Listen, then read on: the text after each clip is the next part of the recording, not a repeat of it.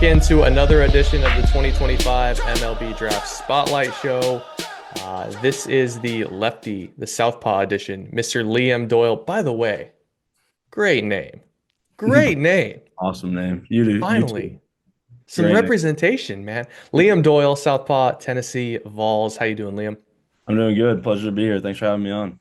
Yeah, man. Thank you. Thank you for joining the show. So let's kick this thing off the way that we always do. Liam Doyle. Who are you on the field? Who are you off the field? What makes you tick? And some of your passions, hobbies, when you're not playing ball. Yeah, well, on the field, I'm competitive. I love winning. Part of the reason why I transferred again this year, play with this coaching staff that's also just as competitive as me. Love winning, but off the field, I like just being a fun guy, goofing around, playing games with my friends. Love hanging out with my teammates and friends and family back home and stuff like that. Hobbies, I play a lot of golf. A lot of pitchers do nowadays. It seems like a second sport to us now. Play a lot of golf when I'm home, like being out on the lake on a boat, fishing, or just hanging out with my friends. But do a lot of things outdoors. In the wintertime, I'll go skiing because I'm from New Hampshire, so get a lot of snow up there. But yeah, those are some basic hobbies for me. Yeah, man. Let's talk about that hometown for a second. Are you the pride of Derry, New Hampshire? I don't know if I've ever evaluated another player, at least with your stature, from Derry, New Hampshire. Probably not. No, probably not. There's not too many players in college baseball from Derry, New Hampshire, at least in Division I baseball. But yeah, it's a small town. There's some talent in New Hampshire, baseball wise, good D2 talent, stuff like that. But yeah, I always wanted to come down south and play in baseball, and we're just watching other sports and playing in the SEC. But yeah, there's a small town, so not a lot of people have the aspirations and stuff to go do that. But that's something that I always wanted to do. Did you feel hidden in high school? Did you feel like it was, Yeah. trekking uphill, swimming against the current to try and get seen? Yeah, it was definitely tough. You have all this confidence, and you see kids that are very similar to you going to all these big time schools and stuff like that. But you're just someone from New Hampshire, and everyone's worried about the competition you're playing, which is partly true. I mean, the competition definitely isn't as great, and I see that in a coach. But I always felt like I was good enough, and I knew I was good enough to go play, and I was able to get a pretty decent offer from a really good mid major out of high school, and took that right away. I felt like kind of a no brainer to me. Eventually worked my way up into being the Friday guy there, and ended up being a great spot for me and a good decision. I took no regrets going there, but yeah, definitely felt hidden to some certain coaches. Every really good baseball player from the Northeast just tends to go to northern school, whether it's in Massachusetts or Connecticut and stuff like that. They tend to go to those schools, and those are all great and stuff, but that's not just really what I wanted to do. I wanted to get away from home and go play baseball in the South and show that I could do it. So you go from Coastal Carolina to Ole Miss to Tennessee Friday, Friday, Friday. I'm curious in your adventures, how much has the landscape changing in college baseball just changed kind of the way that you think about sports? Yeah, I feel like college baseball has grown so much now, and just being able to pitch in front of like these big crowds, and you have all these fans coming up to you and being able to talk to you, and now just being at these two schools back to back years where they have like unbelievable support systems and fans and all these people, and obviously the game's growing very quickly. It's really cool. Back home, not a lot of my friends that are playing college baseball and stuff get to play in front of these big crowds, and they just have their parents, family, and friends in the stands, which is also really cool and stuff like that. It's just part of it, but playing in front of these big crowds is something that I've always dreamed of doing, and it's just the landscape of college baseball and how it's changing with and it's just growing with everyone. It's really cool to me. I love pitching the big games. I love hearing the loud crowds, and even pitching on away games is always fun. But the fan bases here and in Oxford last year were awesome, and it's cool to pitch in front of, and just traveling to all these other SEC schools are great fan bases as well. It's really cool. Yeah. Do you think playing for the big moment, the bright lights, the big crowds, do you think that's one of your greatest traits? Yeah, I'm a big adrenaline guy. I like competition. So if I get amped up in a big game like that and I'm ready to go, which I always try to get myself in that mode anyway, regardless. There could be no one watching, or there can be 10,000 people watching. I'm as amped as can be. I'm trying to get going and just compete, win with my best stuff, lose with my best stuff, and just go out there, have fun. That's just part of it. I get my hour and a half to 2 hours every week to go pitch, and that's what I love doing. But it's fun. I love the adrenaline rush. I love pitching. I love being on the mound. I love when the spotlight's on me. Let's talk about the big stuff because what the hell, dude? You go from, at Coastal, I'm jogging my memory, so I could be wrong. I apologize if I am, but you go from like 91 to 94 Mhm. to at Ole Miss. I think you were more 92 to 94, 95. Yeah. This year, dude, you are like 96 to 100 into the fourth, fifth innings. Yeah. Dude, talk to me about Frank Anderson. Talk to me about your winner. Like, what the hell happened? Yeah, I think just the second I stepped on campus here, I always had the confidence in myself, and this coaching staff always have confidence, but you got to put in the work, and I learned a lot about my body and learned how to I needed to improve my body. I always had the arm talent. I knew I could do it. I always had the stuff. I always had good enough off speed stuff, and I knew my fastball was pretty elite. But I knew if I wanted to take that next step and go high as possible in the draft and be one of the best pitchers in the country, if not the best, which I knew I could do. I needed to take that next step to doing that. And then started with nutrition first off. So we got with a nutritionist, mapped out a whole plan for me from the second I stepped on campus to my visit to up now and starting with game days and all that stuff. Works with Q, our strength coach here, which is just huge for me. Him teaching me all the right ways, how to do all the little things properly, putting on a lot of muscle, taking off body fat was huge for me. Lost a lot of weight, but put on really good weight for me and feel as strong as ever. Feel like even though everything like looks max effort for me, it's kind of easy now. Like I don't have to reach back for the 96 all the time. I feel like I can just comfortably get through my motion and throw 96, and then getting in the games and being able to reach back and grab 98, 99, 100 when I need to is always good. And I feel explosive enough to be able to do that now for a while. That's why I'm confident in being a starter as well. But yeah, just putting in a lot of work this offseason, being able to go home, lift, hang out with my friends, just be comfortable and really just focus on this off season and really eating the right things, make sure I'm cooking the right stuff and doing all the right things, staying in contact with Beth and Q, our nutritionist and strength coach, and but just making sure my body's in the best possible state every time I go out there on Friday nights. You feel like you have the code cracked. It just Yeah. talking to you, it seems like you've kind of got this. Everyone talks about routine in professional sports. It seems like you've kind of got that part nailed down. But man to man, like looking back on Liam Doyle, the high school senior, Liam Doyle, the freshman at Coastal Carolina, did you truly think that you had 99 to 100 in the tank at some point in your professional journey? Um, I always thought so, but I'd also probably be the first one to tell you no one else did. You Okay. know, at the time my freshman year, I was like 180 pounds, skinny lefty kid from New Hampshire. My first outing ever in college baseball, I hit 95, and I was like, wow, I didn't even know. Like, it was honestly like one of the first times I ever pitched like a scoreboard behind me that had like a radar gun, and I hit 95, so that was pretty cool. And I always had a really fast arm, always pretty good athlete on the mound, so I was able to move in certain ways that felt confident and had really good mechanics. So I knew I had more velo in me, and I still think I had more in the tank. But just learning how to use my body, working with Frank in the off season, obviously changing my body as well was huge for me velo wise, and being able to carry that throughout 5 6 innings every Friday. Speaking with Frank, speaking with Tony, speaking with just folks in that program, does the Garrett Crochet thing come up? Like, not necessarily a comp, but like, Frank pulling you aside and saying, "Hey, I had Garrett. I Yeah. know what Garrett could do. You operate in a similar way. You're both killers."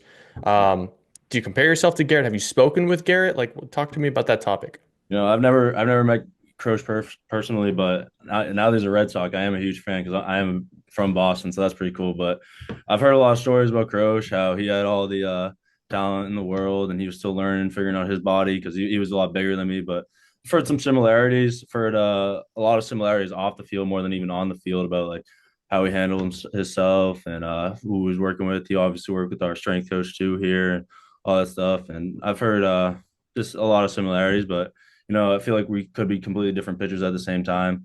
But yeah, Croach, obviously a Tennessee legend. He's cool to look at, and I want to follow in those footsteps and get up to the show as quick as possible and stuff like that. But yeah, no, I get a lot of those similarities and calls like from people that think that I throw similar to him in a way, which is kind of cool to think about because he's obviously a great pitcher, if not the best in the MLB right now. Yeah. Tell me about the splitter because I could be wrong. I've watched you pitch quite a bit last year. It seems to me like either your grip has changed, your execution has changed, something has changed with your off-speed pitch to Yeah. really make it kind of Bugs Bunny hop to the plate. Yeah. Are you throwing that ball? Are you throwing that pitch differently?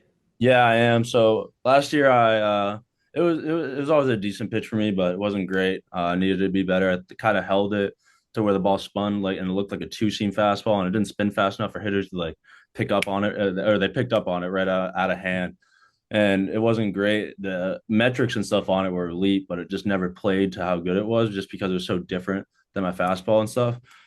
So I shifted over to a grip where my fingers are closer together. It is a splitter, but it's kind of like a split change in a way too. I throw it a lot harder now. It's been up to like 89 miles per hour. It spins like my four seam fastball. Still has a really good amount of drop, and I throw it just like my fastball, but somehow I was just a lot more comfortable throwing.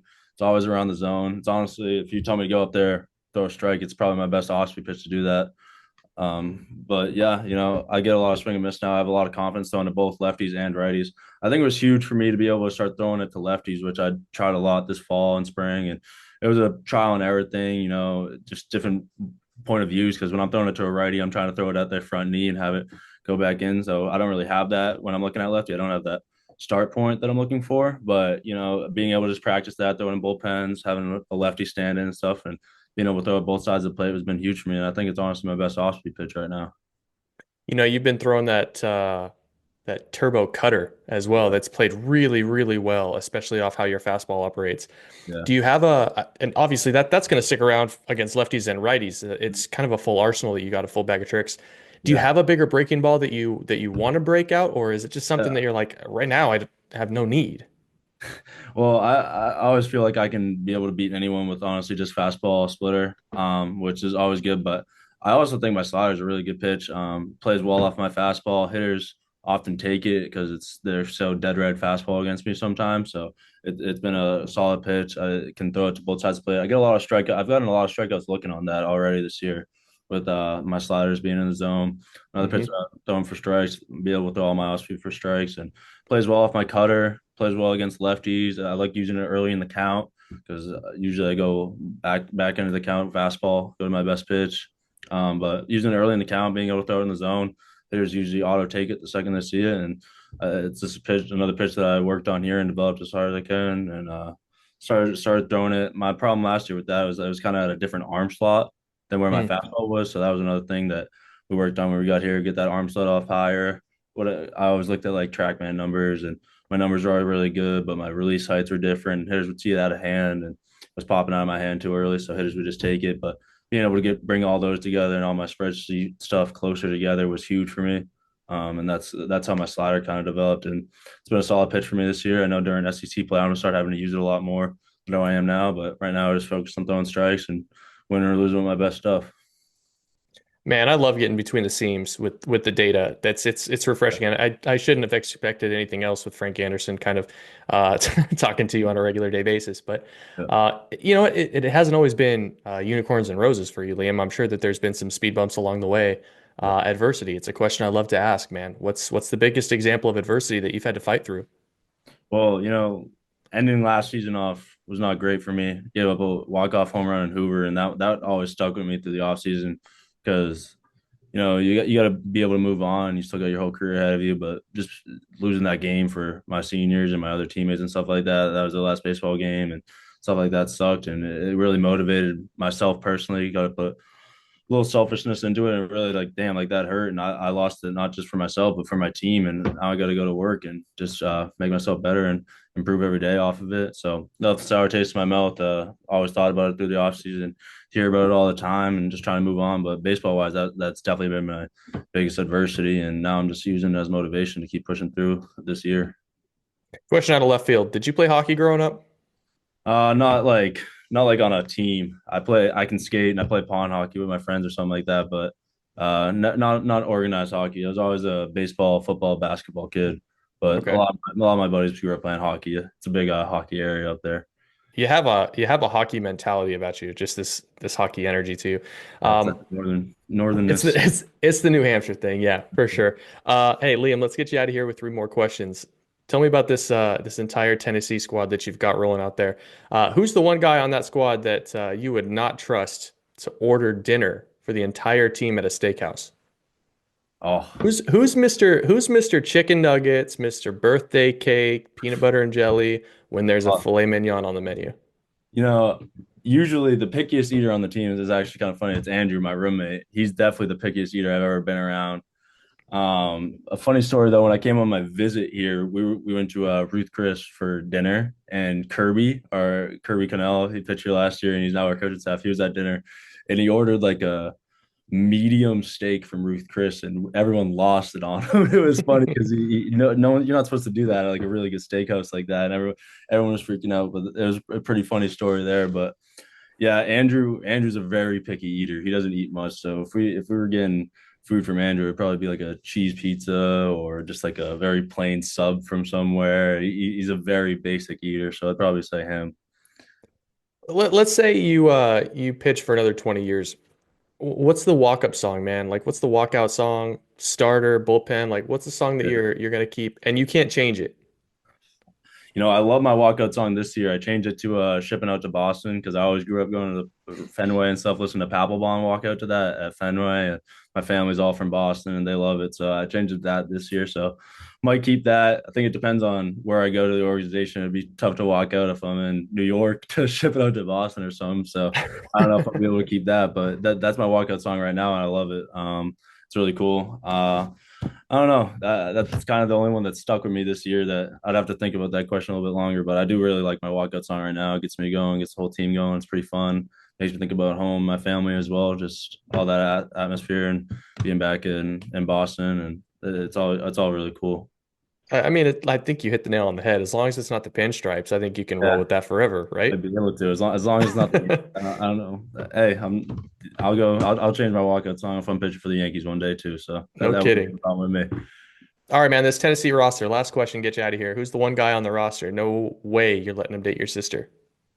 Oh, there's too many actually. Maybe Dalton Bargo. It's Maybe always a catcher. I knew you were going to say a catcher. It's catch. Yeah, always the battery mate.